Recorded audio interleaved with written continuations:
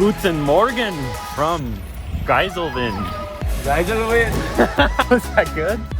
We're only here really for one thing, the crazy Cobra roller coaster. And it does an amusement. Yeah, it has the tightest amusement. You'll see it very soon because we're gonna go there first. At G-Force, we bought our Plopsa annual passes, so this is gonna be a cheap €15 stop. Look at T-Rex World.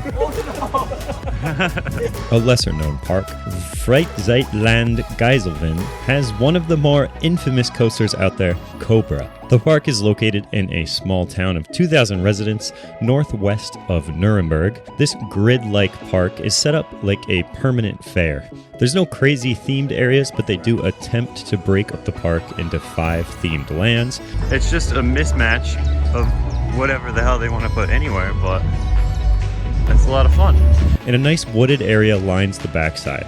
Just past the back tree line is where you'll find Cobra, an Interpark model, one of the more unknown manufacturers out there.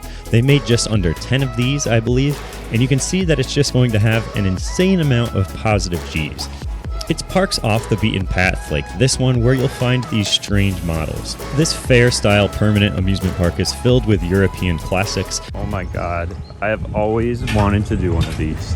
And a pretty large collection of different portable coasters, including the only Zero spinning coaster model. We'd start off our day on the classic Nautic jets. These are a staple over here in Europe, really great ride, and the smaller parks around Europe, like nature parks, seem to have these as self-operated models.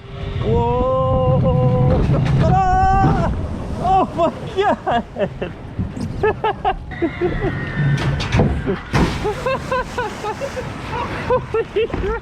With Cobra opening a bit late, we'd go on to ride a boomerang coaster, as well as some other strange coaster models that we hadn't seen before.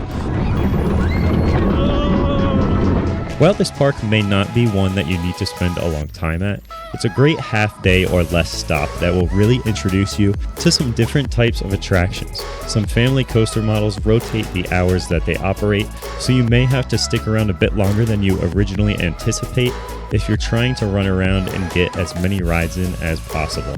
But that does give you time to do some of the other obscure attractions in the park, like this dino walkthrough. It's about the quality as you expect out of it. And then after that, it was back onto Cobra, which had finally opened at this point. This small little ride packs quite the punch, literally, and even does 2 laps. So if you think you made it out alive the first time, you do have to go around again. Oh god. Oh god. Oh god.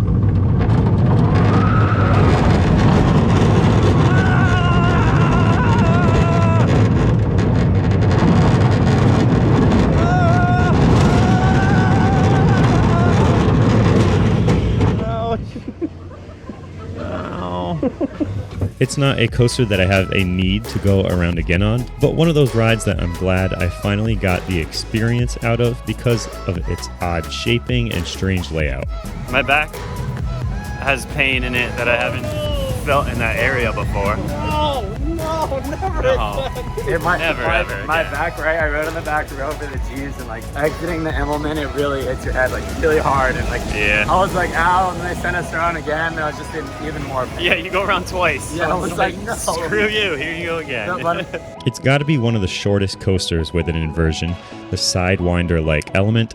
It's only 33 feet tall at the top of the lift hill. Geiselwind also had a nice amount of themed trash cans. If that's your thing, you gotta come here. Each little trash can topper is kind of randomly themed and doesn't fit the themed area that it's in, but doesn't really matter. Ride after attraction line the pathways here. There's also the first big bubble thing that we saw. Many more parks would have these during our stops around Europe. These large jumping areas, they're always a fun side stop. And then we would go onto the spinning Zero. Looks like it was made in a backyard, but again, it has that charm that really makes it an awesome ride. Is it theming in it? The spiders! Whoa! Whoa! Whoa! I don't know what this is themed to. Now there's a dragon behind us. One that I'd love to do again and again. It's just a fun, janky ride, and that's what makes this place so special because of these little quirky attractions. That little spinning coaster is pretty fun, actually. The third time we went around, we had a good little like swirl going. Let's see what'll end up with it on Shamu Express. That would be an amazing coaster. That would be great. That would be great. A Mach-powered coaster is probably the highest quality attraction at the park. Another ride previously used in the fair circuit, like almost every coaster here. A couple more family coasters just because, and we'd finish off with a fun indoor-outdoor tent Zero attraction. And again, this is the only model of its kind in the world. Another backyard-looking Zero. The trains are cool. Oh. It came from Movie Park, Germany, and was built in the 80s, and it looks like it hasn't changed anything about its vehicles since the 80s either. So that was a big plus. It's always fun to go on these older rides and get taken back to a time period when you weren't even around, but you hear those stories about. Oh, God, that was a stop and a half. Wow. That's really fun. Did you like it? Yeah, it's great. I thought it was just going to do a helix. Ow. How we planned these 2 days of driving from West Germany to Austria to Poland, this amusement park broke up the drive really perfectly. This was a day full of multiple parks and fairs. I'm not upset that we stopped here, and I wouldn't change how we did this day. It's not a park that I need to go back to before any new major additions, but they do add coasters here quite frequently. So if you're ever nearby, it's worth a stop at this fun little place.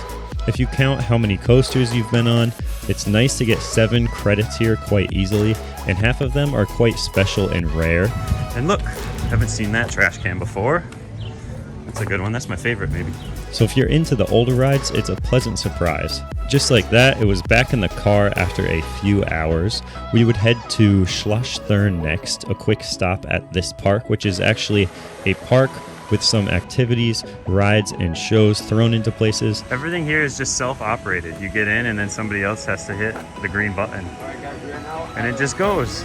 We'd head to Nuremberg for the fair, which opened that afternoon after that park.